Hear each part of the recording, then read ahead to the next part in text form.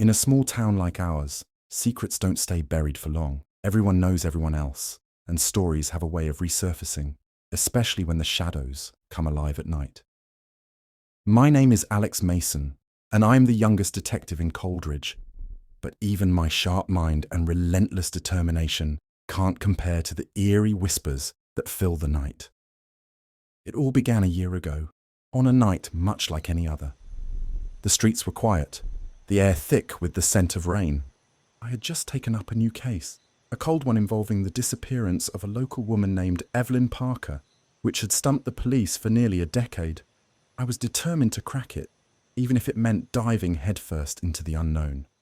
The first time I heard the whispers, I was patrolling the old Parker residence. It was an abandoned, crumbling house on the outskirts of town, swallowed by the overgrown forest. I had been poring over old files and photographs, trying to piece together Evelyn's last known movements, when I felt a chill run down my spine. At first, I thought it was just the wind rustling through the trees, but then I heard it, faint, almost imperceptible murmurs, as if the very walls were trying to speak. I strained my ears, trying to make sense of the sounds, but they faded away as quickly as they had come. Intrigued and slightly unnerved, I decided to investigate further. I stayed in the house until well past midnight, my eyes heavy with exhaustion.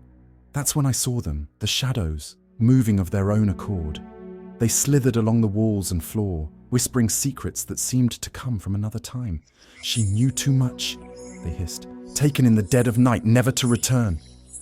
My heart pounded in my chest as I realized what was happening. The shadows were showing me glimpses of the past, revealing secrets long buried. But why? And what did they want in return? I spent the next few nights in that house, listening to the shadows' cryptic messages. They spoke of betrayal, jealousy, and dark deeds committed in the dead of night. Each whisper brought me closer to the truth about Evelyn's disappearance, but it also left me with more questions. The shadows led me to old love letters hidden beneath the floorboards, to a forgotten diary in the attic, and finally, to a secluded spot in the woods where Evelyn's body lay buried. It was a breakthrough that would have been impossible without their help. I contacted the authorities, and Evelyn's remains were finally laid to rest, her family given the closure they had longed for. But the shadows' whispers did not stop with Evelyn. Night after night, they revealed more secrets. Unsolved murders, hidden affairs, and long-lost treasures. It was as if the entire town's history was laid bare before me, one whisper at a time. With each case I solved, I felt a growing sense of unease. The shadows were helping me, but at what cost? They seemed to have their own agenda, one that I could not yet understand. And then, one night, the whispers turned darker, more insistent. "Free us," they demanded. "We are bound by chains of guilt and regret. Release us or suffer the consequences." I didn't know how to free them or what would happen if I failed. But I had no choice. I was in too deep. The shadows had become a part of me, their secrets, my lifeline.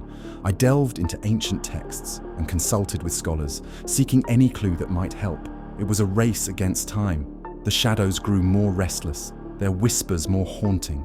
They showed me visions of their tormented pasts, lives cut short, love turned to hate, innocence lost. It was a burden too great for any one person to bear.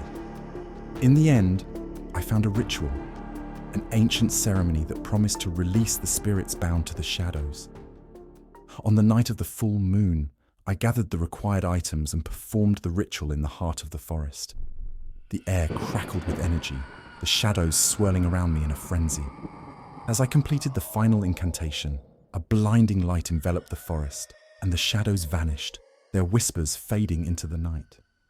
I collapsed to the ground, drained but relieved. The burden had been lifted, the spirits finally at peace.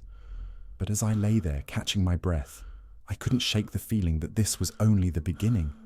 Coldridge was a town built on secrets, and I knew there were more shadows lurking in the darkness, waiting for their chance to whisper their stories. I would be ready. For as long as there were shadows, I would be there to listen, to uncover the truth, and to ensure that the past never stays buried for long.